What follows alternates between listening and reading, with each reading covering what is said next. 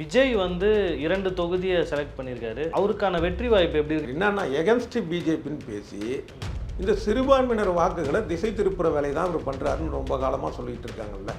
இது உண்மைங்கிறத நிரூபிச்சு C Joseph விஜய்னு அப்பாவோடைய இன்சியலை சேர்த்து சொல்லியிருக்கிறார். அதுக்கே டிபேட் வைக்கல.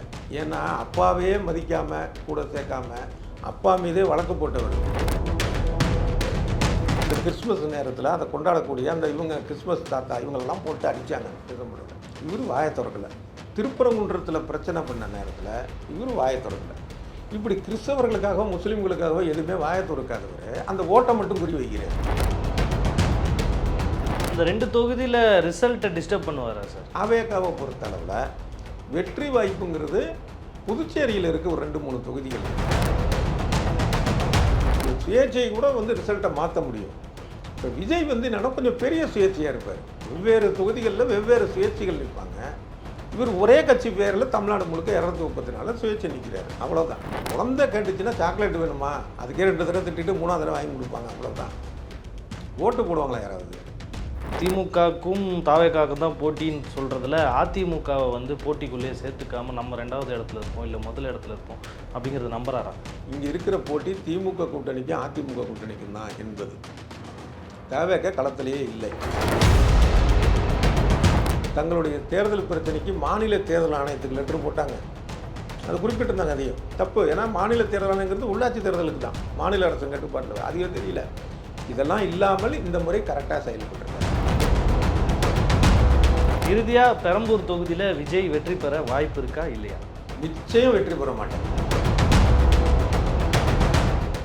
ஒன்னாடு நேயர்களுக்கு வணக்கம். நடப்பு அரசியல் நிகழ்வுகளை பற்றி நம்முடன் விவாதிக்க பத்திரிகையாளர் டிவு சோமு இணைஞ்சிருக்காரு. அவர் வரவேற்போம் சார். வணக்கம். விஜய் 2 தொகுதியை செலக்ட் பண்ணியிருக்காரு. இந்த 2 தொகுதியும் அவருக்கான வெற்றி வாய்ப்பு எப்படி இருக்கு? ஏன்னா ஆல்ரெடி இருந்தவங்க தான் அந்த தொகுதியில் போட்டிடுறாங்கன்னும் போது அவரோட வெற்றி வாய்ப்பு எப்படி இருக்கும்? ஆமாம், வெற்றி வாய்ப்பும் பேசணும். அடுத்தது இந்த 2 தொகுதியில் நிற்கக்கூடாதுங்கிறது நான் சொல்கிறேன்.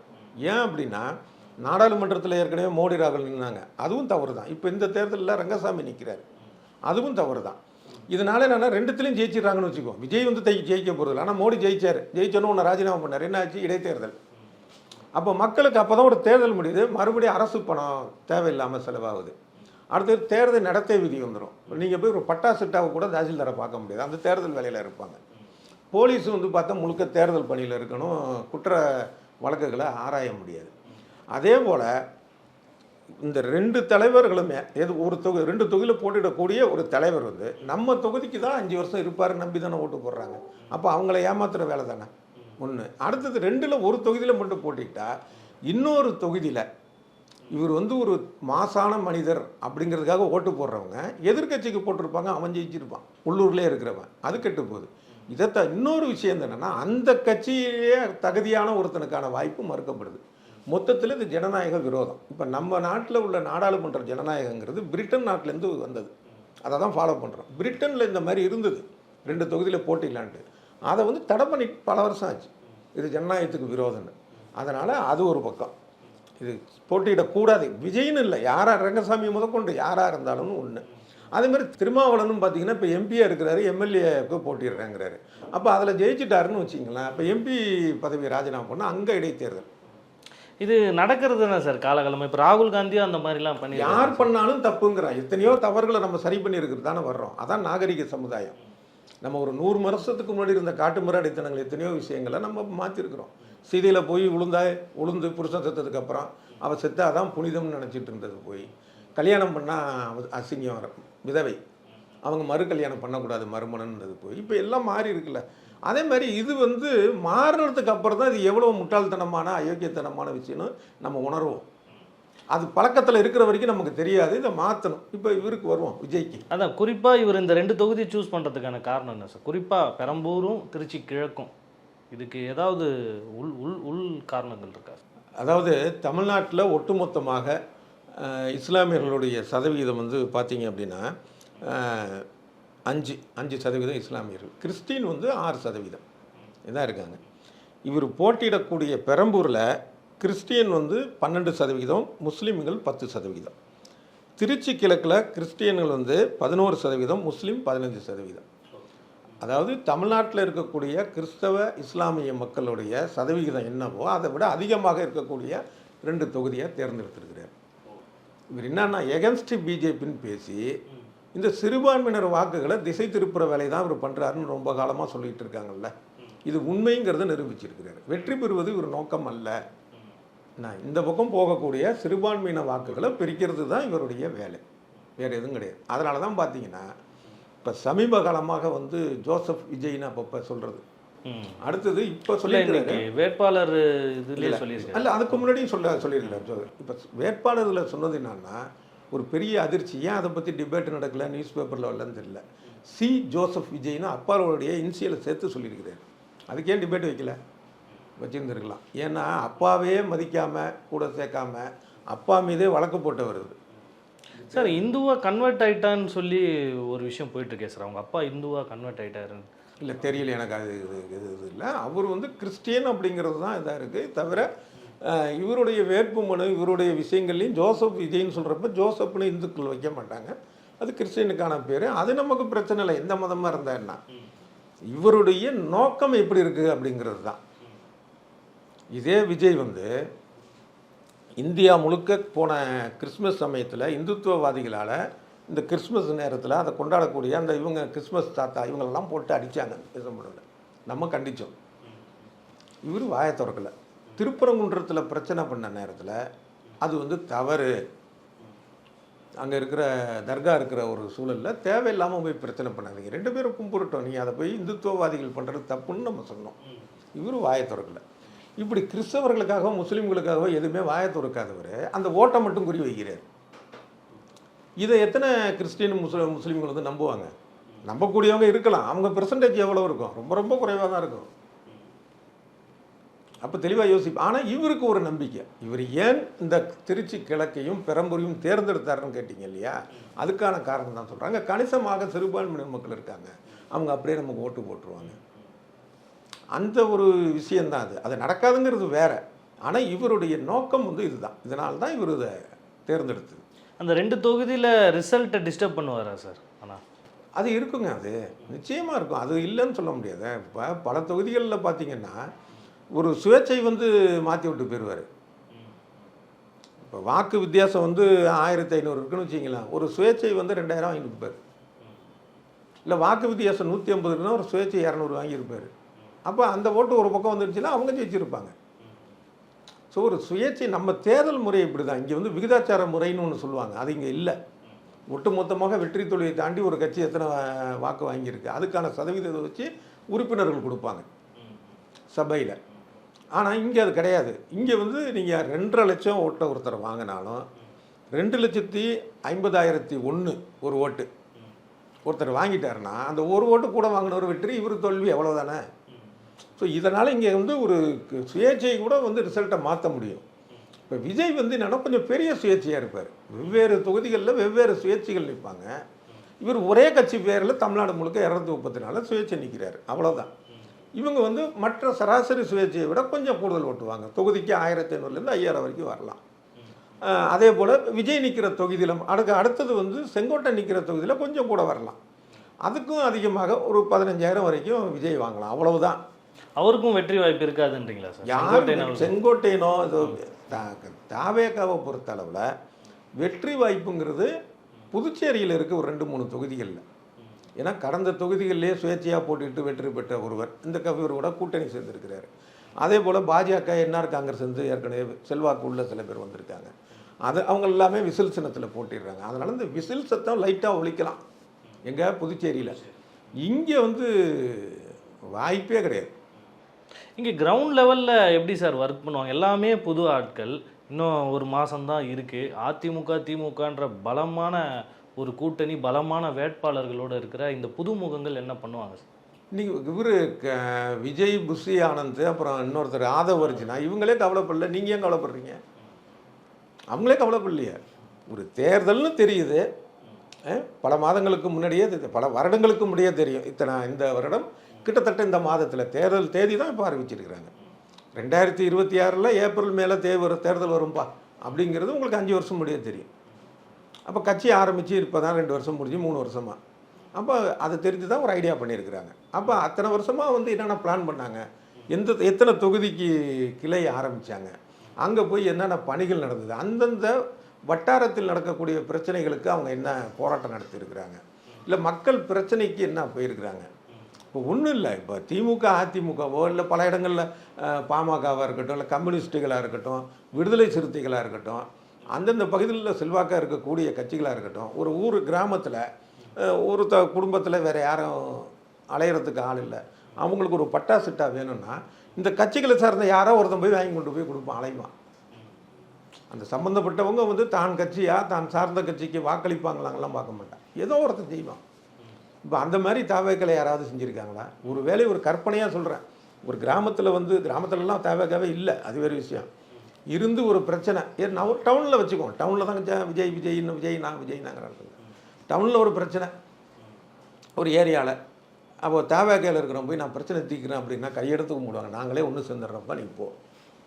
என்ன இவங்க பண்ணுற அட்டுலியம் எப்படி ஒரு சாதாரண ஒரு கூட்டத்துக்கு போகிறப்பயே பைக்கில் பின்னாடி போயிட்டு அப்புறம் கீழே விழுந்தாலும் ஒருத்தன் செத்து போய், ஏற்கனவே இந்த ரோகிணி தேட்டரில் விஜயோடைய ஒரு படத்துக்கு வந்து டீசரோ ட்ரெய்லரோ போட்டாங்கன்னு அங்கே ஒரே ரணகலம் பண்ணி அங்கே எதிரிகள்னு யாருமே இல்லை, எல்லாம் விஜய் ரசிகர்கள் தான். அப்போ இப்படி இருக்கிற கட்சியை வந்து நம்ப எப்படி போடுவாங்க? ஒன்று. அடுத்தது, இந்த ஜனநாயக விரோதமாக பல பேர் பேசக்கூடிய விஷயம் என்னென்னா, குழந்தைகள்லாம் சொல்கிறாங்க அப்பா அம்மா வந்து விஜய்க்கு ஓட்டு போடுங்கன்னு. நேற்றை கூட அதை கேட்டு அவரோட மேடையிலே சொல்லியிருக்கார், ஜென்சி அவங்கெல்லாம் கவனிக்கணும், அவங்க வீட்டில் இருக்கிறவங்களெல்லாம் சொல்லி ஓட்டு போட வைக்கணும் அப்படின்ற விஷயத்த பேசியிருக்காரு சார். அது மட்டும் இல்லாமல் மறுபடியும் திமுகவுக்கும் தாவேக்காவுக்கும் தான் போட்டி அப்படின்ற ஒரு விஷயத்த சொல்லியிருக்காரு. அதாவது ஜென்சி அப்படிங்கிறது 18 வயசுக்கு மேலே உள்ளவங்க வந்து அவங்க விரும்பி ஓட்டு போடலாம் யாருக்கும், இல்லை மற்றவங்களுக்கும் கேன்வாஸ் பண்ணலாம், அது வேறு. ஆனால் தாவேக்க ரசிகர்கள் சொல்கிறது என்னென்னா, டிவியில் பேசக்கூடிய ரசிகர்களையும் சொல்கிறேன், என்னென்னா சின்ன சின்ன குழந்தைகள் இருக்குங்க 3-4 வயசில், அதுங்கெல்லாம் விஜய்ங்குது. அவங்க அப்பா அம்மாலாம் அது சொல்கிறது இப்படி கேட்காம இருப்பாங்க. இது ஒரு பேசிக் நாலேஜ் இல்லாமல் பேசுகிற விஷயம். அது தவிர அரசியலை ஜனநாயகத்தை கொச்சைப்படுத்துகிற விஷயம். ஒரு தேர்தல் போகிறது, நம்ம ஆளக்கூடியவங்க யாருன்னு தேர்ந்தெடுக்கிறது வந்து ஒரு குழந்தை அறியாமையில் சொல்கிறதா? அந்த குழந்தைக்கு என்ன தெரியும்? ஒரு 3-4 வயசு குழந்தை இல்லை 10-15 வயசு சிறுவர் சிறுமியாக இருக்கட்டும், என்ன தெரியும்? அவங்க சொல்லி கேட்டுருவாங்களா? முதல் விஷயம் அதெல்லாம் வந்து வாய்ப்பே கிடையாது. இப்போ குழந்தை கேட்டுச்சுன்னா சாக்லேட் வேணுமா, அதுக்கே 2 தடவை திட்டிட்டு 3ஆவது தடவை வாங்கி கொடுப்பாங்க, அவ்வளோதான். ஓட்டு போடுவாங்களா யாராவது? அதெல்லாம் எந்த நம்பிக்கையில் வந்து சொல்கிறது அப்படிங்கிறது இருக்குல்ல, அதெல்லாம் ரொம்ப தவறான எதிர்பார்ப்பு, வாய்ப்பே கிடையாது. இப்போவும் அவர் நம்புறாரு சார், திமுகவுக்கும் தாவேக்காவுக்கும் தான் போட்டின்னு சொல்கிறதுல அதிமுகவை வந்து போட்டிக்குள்ளேயே சேர்த்துக்காமல் நம்ம 2வது இடத்துல இருப்போம் இல்லை முதல் இடத்துல இருப்போம் அப்படிங்கிறத நம்புறாரா? தெரியல, நம்பி பேசுகிறாரா நம்பாமல் பேசுகிறாரான்னு. ஆனால் தன்னுடைய மாய வலையிலிருந்தெல்லாம் உடச்சிட்டு வெளியில் வந்து களத்துக்கு வந்து விஜய் பார்த்தால் ஒன்று தெரியும், இங்கே இருக்கிற போட்டி திமுக கூட்டணிக்கும் அதிமுக கூட்டணிக்கும் தான் என்பது. தாவேக்க களத்திலேயே இல்லை. தாவேக்கில் போட்டியிடக்கூடிய 160 பேர் வந்து நேற்று முந்தா நாள் அப்படின்னு வெளிக்கட்சியிலேருந்து வந்தவங்களாம். இவர் சொல்கிறாரு இந்த கட்சி மோசம், ஊழல், அந்த கட்சி மோசம். அந்த கட்சியில் ஊழல் பண்ணி கான்ட்ராக்ட் எடுத்து என்னென்னமோ ஃப்ராடு பண்ணி தானே இங்கே வர்றாங்க, அங்கே சீட்டு கிடைக்காமன்னு. அப்போ அவங்கள வச்சுக்கிட்டு என்னத்துங்கிறது ஒரு விஷயம். அது தவிர களத்தில் போய் வேலை பார்க்குறதுக்கே ஆள் இல்லை. விஜய் வந்தால் சத்தம் போட்டு கூடி பேசுகிறதுக்கும் கத்துறதுக்கும் ஆள் இருக்கே தவிர ஒரு ஓட்டுக்கு இன்னை வரைக்கும் வந்து எங்கள் தொகுதியை எங்கள் பகுதியை பொறுத்தவரை திமுக அதிமுக கூட்டணி கட்சிகளுக்கு எல்லாம் வருது, இவங்க எதுவும் வரவே இல்லையா? தாவேக்கா இல்லை, நான் வழியில் கூட ஏதாச்சும் இந்த தாவேக்கா ஏன்னா தனியாக தான் போட்டிடுறாங்க, அந்த கொடி தனியாக தெரியும், ஒரு 5-6 கொடின்னு கிடையாது, ஒரு கொடி. அப்படி கேட்டு போன மாதிரியும் தெரியலையா? அப்போ வந்து களத்தில் வேலை பார்க்க மாட்டோம், மக்களுக்கு உதவ மாட்டோம், அறிக்கை மட்டும் அப்படியே விடுவோம், அப்பப்போ பேசுவோம். அதை தவிர பிறகு 48 மணி நேரத்துக்கு முன்னாடி கூட்டம் கூடுறதுக்கு மனு கொடுக்கணும், இணையத்தின் மூலமாக கொடுக்கணும் அப்படிங்கிறது கூட தெரியல. அது வந்து பார்த்தா தன்னுடைய தவறையே உணராமல் கொண்டு போய் புகார். அர்ச்சனா பட்நாயக்னு தலைமை செயலாளர், அவர் தான் தேர்தல் அதிகாரி. நான் கூட அதான் சொன்னேன், பரவாயில்ல 48 மணி நேரங்கிறது தெரியாமல் ஒன்று பண்ணாங்க. தங்களுடைய தேர்தல் பிரச்சனைக்கு மாநில தேர்தல் ஆணையத்துக்கு லெட்டர் போட்டாங்க, அது குறிப்பிட்டிருந்தாங்க. அதையும் தப்பு, ஏன்னா மாநில தேர்தல் ஆணையங்கிறது உள்ளாட்சி தேர்தலுக்கு தான், மாநில அரசு கட்டுப்பாட்டில். அதிகம் தெரியல. இதெல்லாம் இல்லாமல் இந்த முறை கரெக்டாக செயல்பட்டுருக்காங்க. எப்படின்னா இது வந்து அந்த தலைமை தேர்தல் அதிகாரிகிட்ட தான் கொடுக்கணுன்ட்டு. ஏன் அப்படின்னா அவங்க பேரில் ஒரு சிக்கல் இருக்குது. அவங்க பேர் வந்து அர்ச்சனா பட்நாயக். உடனே இந்த தரப்பு வந்து அப்போ நடிகை அர்ச்சனா போல இருக்குன்னா அவங்கள்ட்ட போய் மனு கொடுக்காம கரெக்டாக போய் கொடுத்துருக்காங்கிற அளவுக்கு தெளிவாக சொல்லலாம். இப்படிப்பட்டவங்களுக்கு என்னத்தங்க வாக்கு கிடைக்கும்? வாய்ப்பே கிடையாது. சார், கொளத்தூர் சேப்பாக்கு தொகுதியை பொறுத்தவரையும் ஆல்ரெடி நல்ல ஒரு காங்கிரஸில் ஒருத்தர் போட்டிக்கிட்டவர், அதே மாதிரி இங்கே வந்து ஆல்ரெடி அதிமுக திமுகவில் வேலை பார்த்தவர் அப்படிங்கிற பட்சத்தில் அந்த தொகுதியோட டிஸ்டர்பன்ஸ் எப்படி இருக்கும்? அதாவது சுயேட்சையாக நின்று வேறு கட்சியில் இவங்களாவது வேறு கட்சியில் சேர்ந்துருக்குறாங்க. கட்சியில் சேராமல் சுயேட்சையாகவோ போட்டிக்கிட்ட அப்பாவு வெற்றி பெற்றார். அதுக்கு முன்னாடி பிஹெச் பாண்டியன் இப்படிலாம் ஆள் இருக்காங்க, நான் இல்லைன்னு சொல்ல. ஆனால் இப்போ தவேக்கல சேர்ந்துருக்கிற நபர்கள்லாம் அப்படிப்பட்டவர்கள்லாம் இல்லை. ஏதோ கொஞ்சம் ஓட்டு வாங்கலாம், அவ்வளோதான். மற்ற தொகுதிகளில் தவேக்க என்ன ஓட்டு வாங்குதோ அதை விட கூடுதலாக வந்து ஒரு 500,000 வரலாம் இவங்களுக்காக. மற்றபடி ஜெயிச்சிருவாங்க அப்படிங்கிறதெல்லாம் ஒன்றும் கிடையாது. என்ன ஒரு விஷயம், இவங்களால விஜய்க்கு ஒரு ப்ளஸ்ஸு, மற்ற தொகுதியை விட கொஞ்சம் கூடுதலாக ஒரு 500,000 ஓட்டு வருது. அதை தாம் பேரில் தானே கணக்கு எழுதுவார். பர்சன்டேஜ் இல்லை பாருங்கள், இத்தனை பர்சன்டேஜ் வந்துருக்கு. இது தோத்தா கூட அது சொல்லுவாங்கள்ல, 2.5 வந்திருக்கு பாருங்கள், 3.5 வந்திருக்கு பாருங்கள், ஏதோ ஒரு பர்சன்டேஜ் சொல்கிறதுக்கு அது உதவும். அந்த வேட்பாளர்களால் கிடைத்த சில 1000மோ சில 100 வாக்குகளோ அவ்வளவுதான். மாற்றங்கள் அது இதுங்க. இங்கே 2 முனை போட்டி தான், திமுக அதிமுக, திமுக கூட்டணி அதிமுக கூட்டணி. அதனால் இதை தாண்டி வந்து அரசியல் இங்கே இந்த 2026க்கு கிடையாது. 2031க்கு எப்படி போகும் தெரியாது. 2026க்கு திமுக கூட்டணி அதிமுக கூட்டணி தான். இறுதியாக பெரம்பூர் தொகுதியில் விஜய் வெற்றி பெற வாய்ப்பு இருக்கா இல்லையா? நிச்சயம் வெற்றி பெற மாட்டார். 100க்கு 100 வெற்றி பெற மாட்டார். ஒன்று, ஏற்கனவே சிட்டிங் எம்எல்ஏ தான் திமுக தரப்பில் நிற்கிறார். இப்போ அவர் மீது அதிருப்தி இருக்குது, மக்களுக்கு வந்து மக்கள்கிட்ட செல்வாக்கு இல்லை அப்படின்னா நிச்சயம் மாற்றிருப்பாங்க. அவர் தான் தொடர்ந்து போட்டிடுறார். அதனால் தொகுதிக்கு அங்கே பரிச்சயமானவர், அது ப்ளஸ்ஸு. இந்த பக்கம் பார்த்தீங்கன்னா அங்கே மாம்பழ சின்னமும் பழக்கமானது தான், தவிர அதிமுகவினரும் அந்த வாக்களிக்கக்கூடியவங்களும் கணிசமாக இருக்கக்கூடிய பகுதி தான். அதிமுகவுக்கு ஆளே இல்லை அப்படின்னு சொல்கிற பகுதியெலாம் இருக்குது. இதை தவிர பாமகவும் செல்வாக்குள்ள பகுதி தான். இந்த மாம்பழம் சின்னம் அப்படிங்கிறதும் பரவலாக மக்கள் அறிந்த சின்னம் ஒன்று. இதை தவிர சின்னத்தை பார்த்து ஓட்டு போடுறாங்களா இல்லையான்னு நான் சொல்ல வரல, அது பெரிய தனி பேசணும். வயது முதிர்ந்தவர்கள் தான் இன்னும் சின்னம் பார்த்து போடுவாங்க. இப்போல்லாம் புது சின்னம் வந்தால் கூட இணையத்தில் பரவிடுது, மக்கள் அதுக்கேற்ற மாதிரி ஓட்டு போடணும்னு நினைக்கிறவங்க இந்த கட்சிக்கு போடுறாங்க. நான் சொல்கிறது சின்னமும் பெரிய ப்ளஸ்ஸு. இப்படி எல்லா ப்ளஸும் இருக்கக்கூடிய நேரத்தில் பார்த்திங்கன்னா இது திமுக அதிமுக இடையே தான் போட்டி. இப்போ இடையில நின்று சின்ன பின்னமாகக்கூடிய இது வந்து விஜய் தான். இது வந்து இந்த ரிசல்ட்டு வந்ததுக்கப்புறம் இதெல்லாம் நான் ஏற்கனவே சொன்னது மாதிரி அரசியல்வாதிகள் இதெல்லாம் புரிஞ்சுக்கிட்டாங்க. இந்த ரிசல்ட் வந்ததுக்கப்புறம் ஊடகங்களும் புரிஞ்சுக்கிட்டு அதுக்கப்புறம் இதை பற்றி பேச மாட்டீங்க. ஆனால் ஒரு விஷயம் விஜயை பற்றி பேசுவீங்க, அவருடைய அடுத்த படம் அறிவிப்பு வரும்ல, அப்போ அந்த படத்தை பற்றி பேசுவீங்க. அதான் நடக்கும். பொறுத்திருந்து பார்ப்போம் சார். உங்களுக்கு நன்றி சார்.